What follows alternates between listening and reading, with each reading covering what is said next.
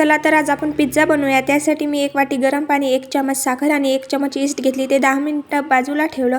त्यानंतर मी 2 वाटी मैदा घेतला, चवीपुरतं मीठ टाकून घेतलं आणि छान प्रकारे मळून घेतला पाणी टाकून।